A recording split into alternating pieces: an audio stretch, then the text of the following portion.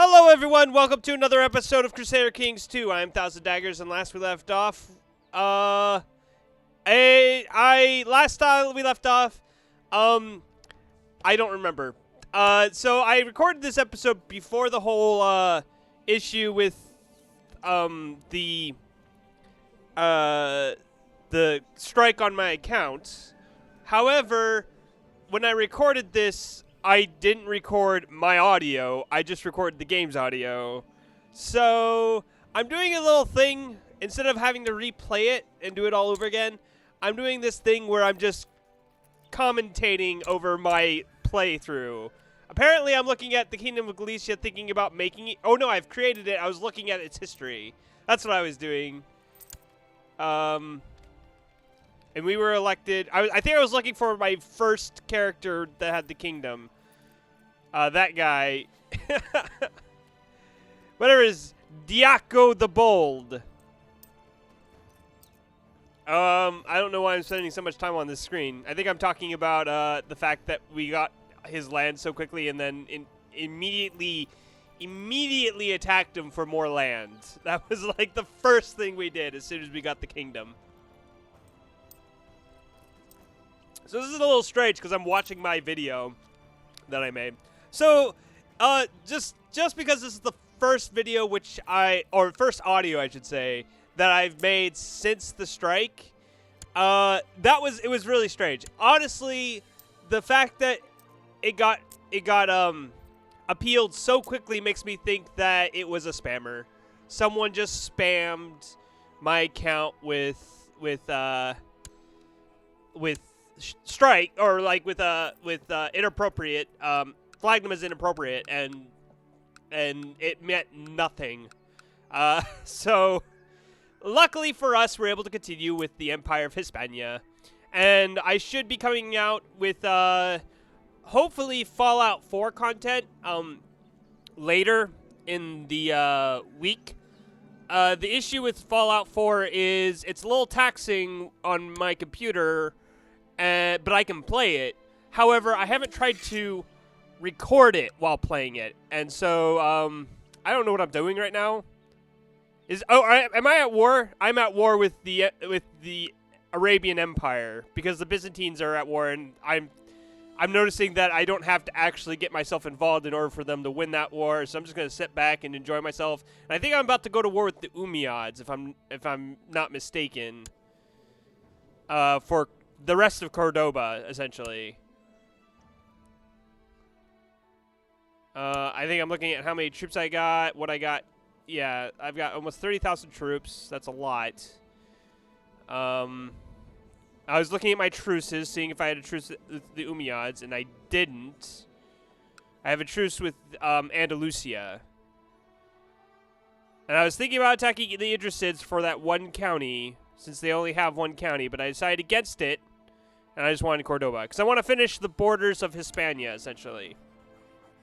Oh yeah, I thought about going after Tangier instead, but yeah, like I said, I think I just decided to go after Cordoba, just because it's de jure of Hispania, and I actually wanted to, I think at some point I was thinking about actually creating the, or usurping the kingdom of Andalusia and making that my primary kingdom.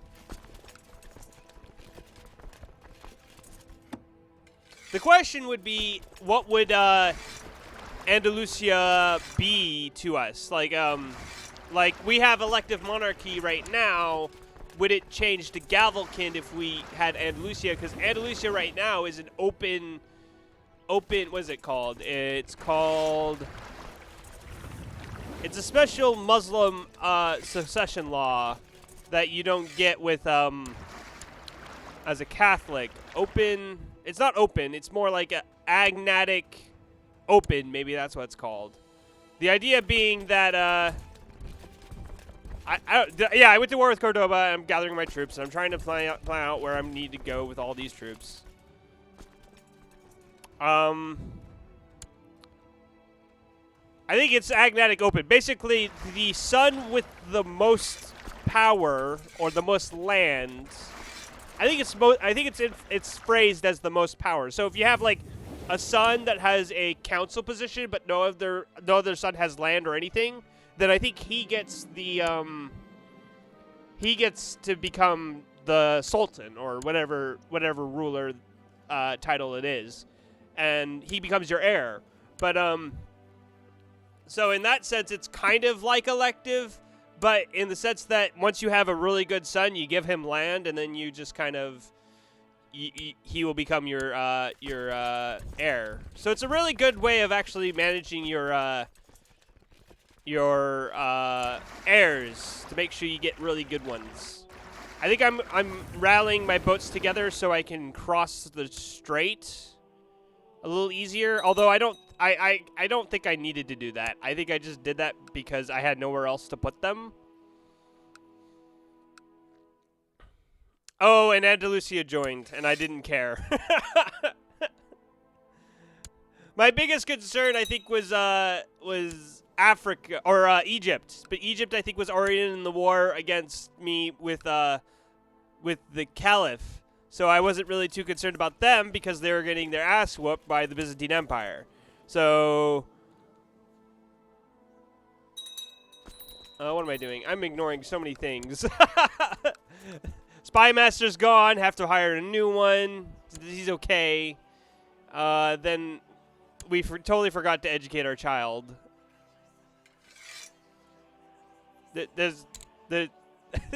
Oh, there he goes. I remember now. Oh, I clicked the wrong button. There we go. Man, you know, there is something to be said. Every single video I've watched or while editing or whatever, or just checking to see if it works or if it's good, I notice so many things I do wrong. It's just like, you're basically getting a sense of like what I experience watching these videos for the first time and going, what have I done? What am I doing? At some point, I will gather all of my troops, realize that I can't walk through Cordoba to get to those troops that are sieging down in Gibraltar. So I have to, like, split the army in half.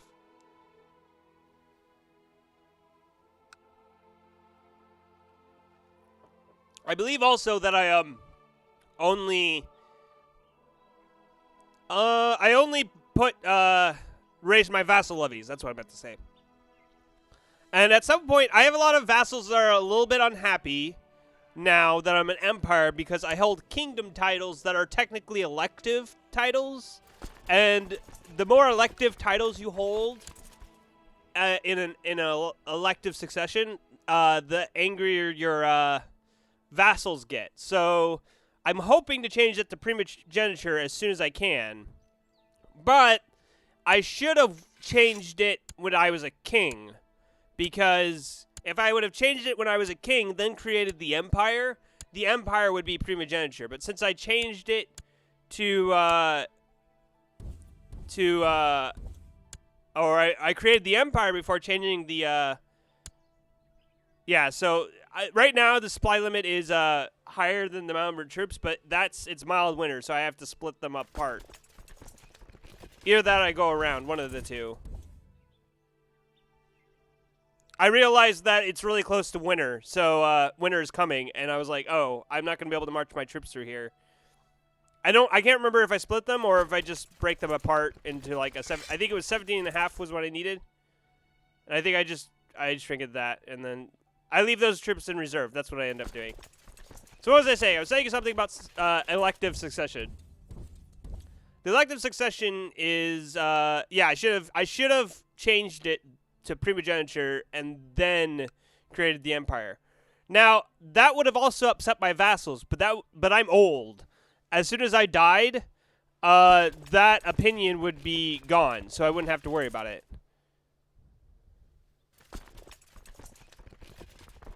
All right, so we can watch this battle. This was the thing I thought was hilarious, is he had no commanders. I was like, where's your commanders, dude? This was terrible. Terrible, terrible, terrible. Oh, we got the loading. This autosave, I think, if I recall, took forever. It felt like it was forever. And then I realized I had 189 troops just sitting there doing nothing. And I did nothing. Oh, there we go. I finally noticed. I was like, what are you doing over there? Go back. And I noticed that now I have under 17,500 troops after losing some troops in that battle. And now I can sit in Cordoba, the rest of Cordoba, and just take that land. The Umayyads are running out of land, essentially. We're going to win. I feel like I got really lucky in this playthrough, as usually this is a lot harder, but since Andalusia, or the Umayyads, like split in two, and then they continued to have rebellions after rebellions after rebellions, which I think is historically accurate. I think I don't think Andalusia remained together for very long, and then when they broke apart, that's when the Catholics were able to take back, do the Reconquista and take back most of the land, if not all of it, by the 15th century.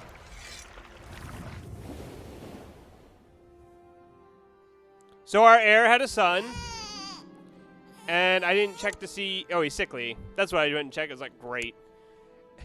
I am still impressed with that 18 diplomacy while being a naive appeaser. That is impressive to me. He might not have had the best education in the world, but my God, he's got a lot of street smarts, it seems. So I see that army coming, and I have to deal with that army, but I want to finish the siege first. Gotta finish taking that mosque, that temple.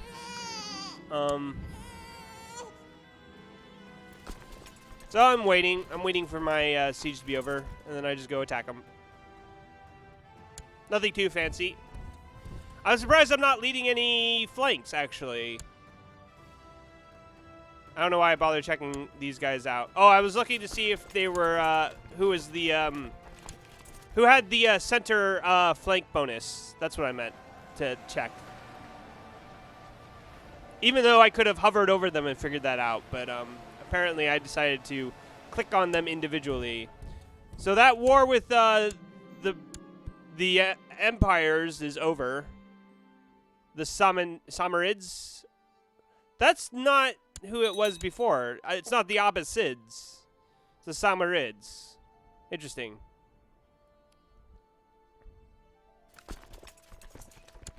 So we could, I think I was like thinking about assaulting, but then I was like, nah, I don't need to assault. I could, though, easily. Oh, yeah, that's our second spy master. I'm concerned about running out of spy masters at this point because we're down to a guy who's only got 14 intrigue. And we have this guy. Oh, yeah, that guy. The Duke of Mallorca, who we took his duchy and then gave it back to him. But now he's our vassal. We went to war with him. He's a little upset with us because we forcibly took his land, his islands. We did give it back to him, though. We said, no, you rule these islands. These are your islands. We just wanted you under the crown.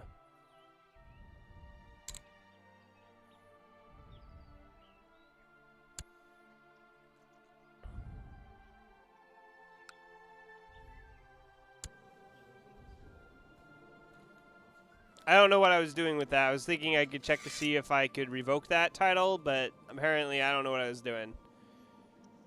Oh, I just noticed the viceroyalties. I didn't realize that there was kingdom viceroyalties. I think that was something they added to the game since I last played. Or it might be a Catholic thing. But the kingdom viceroyalties sounded really good to me. And I might try to get the kingdom viceroyalty and give out kingdoms. Because the way the kingdom viceroyalties works is you can revoke kingdoms without penalties, outside of the personal penalty that you suffer with the person who had the title to begin with, I believe. Or maybe it's when they die, that title goes back to you and you have to give it back to them. It's a little different. Instead of saying you are the king of this, you go, I am giving you control of this kingdom. You can rule it for as long as you live, essentially is what you're saying when you give away viceroyalties. So but it's still yours. You're still the king of whatever. So if I gave away Galicia, I'd still be the king of Galicia, but I would give full administration control to someone else. I think is the way that's supposed to work. So we're almost done with this war. I know.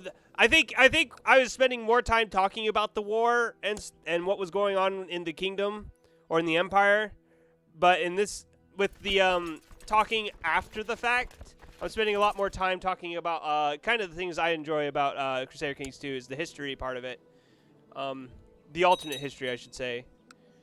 Oh yeah, I was looking to see who actually controlled the Duchy of Cordoba. It was actually a duke in the, well, I should say the emir in the Sultanate of Andalusia. So we have a new pope, and he does not like me. It was the first thing I realized. I was like, oh great, this guy's not gonna be happy with me at all.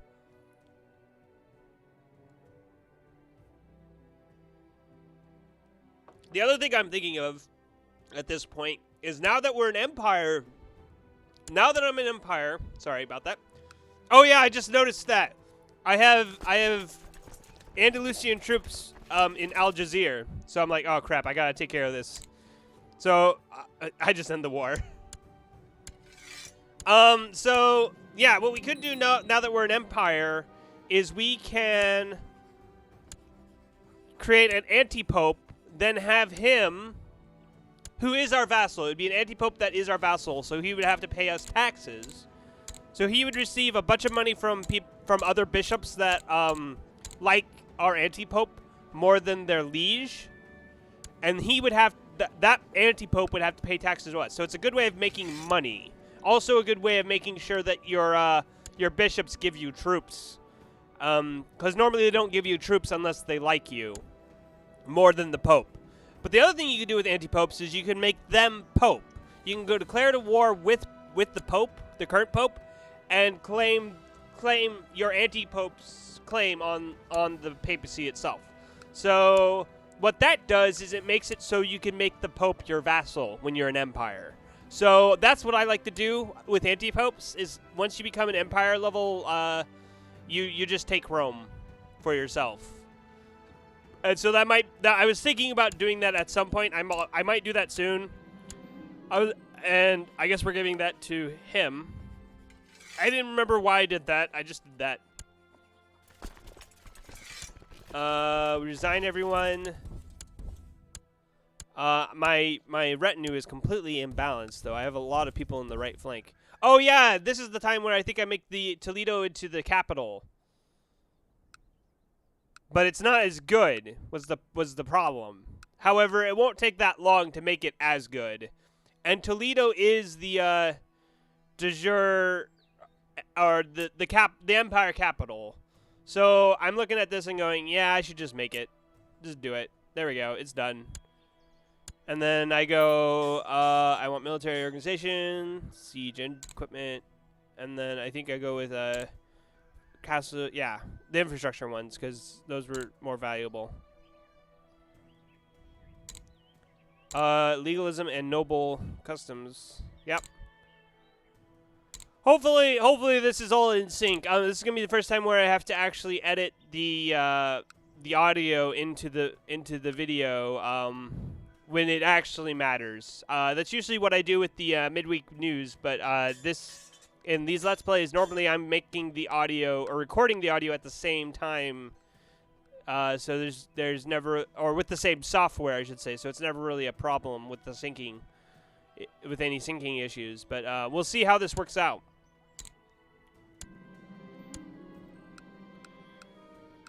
I don't know what I'm doing. I think I just created the Duchy of Toledo, so I get the de jure duchy, or capital duchy bonus to. Oh, I need to move my counselors.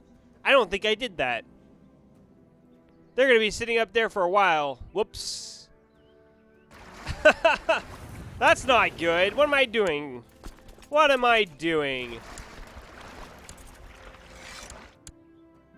More diplomacy. That's always nice.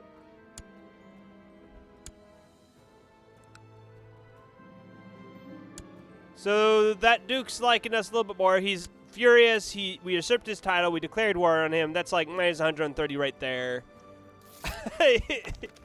He really just is like, man, he might have given back my title, but I'm still pissed at him.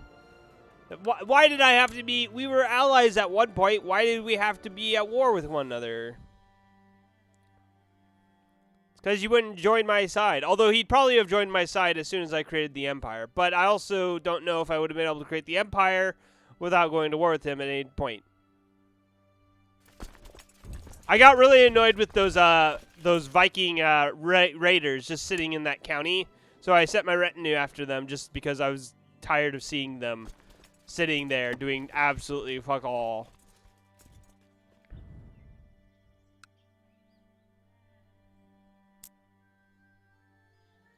Who knows how long they've been sitting there? Probably years. I mean, honestly.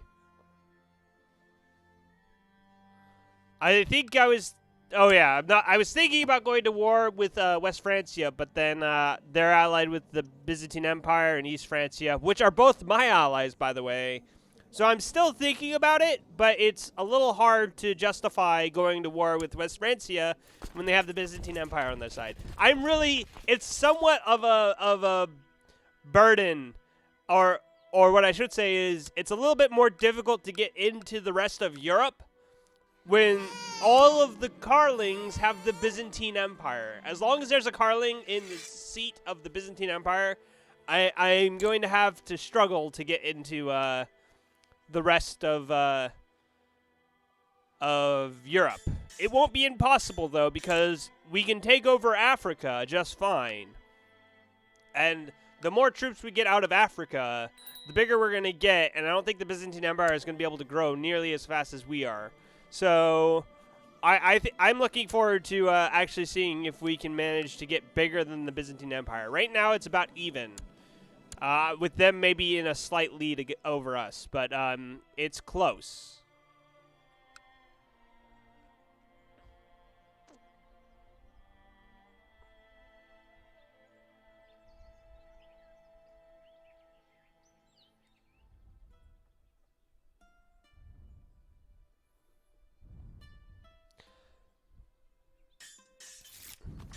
Oh yeah, here I'm thinking about creating the Kingdom of Castile. Because if I created the Kingdom of Castile right now, the Kingdom of Castile would get the Duchy of Castile and Toledo, which are both duchies that I control. So I would actually be able to maintain my power, or I could remain like that King of Castile and give out the rest of the kingdoms, is what I was thinking about doing. But again, I'm a little concerned about creating those kingdoms when I don't really want to give them away, because I don't want to have the kingdom I want the kingdom viceroy before I start giving away kingdoms. Oh right, this is the opportunity I was waiting for. Okay, so if you look at this, Aquitaine, we're at war with Aquitaine. Who called us in? I believe it was East Francia. East Francia, I believe, called in the Byzantine Empire. I'm waiting for the screen in which it will show that. I think I'm talking about like what I'm going to do in this war, and I think I was deciding not to do anything. Or I was debating whether I would raise my personal levy or not. Oh, no. I'm talking about the Kingdom of Castile. That's right, okay. I just don't know what I'm doing. I can't remember. It's been too long. Alright, well, I'm going to end the episode here. So if you enjoyed the episode, please remember to like, comment, and subscribe. And I'll see you all next time.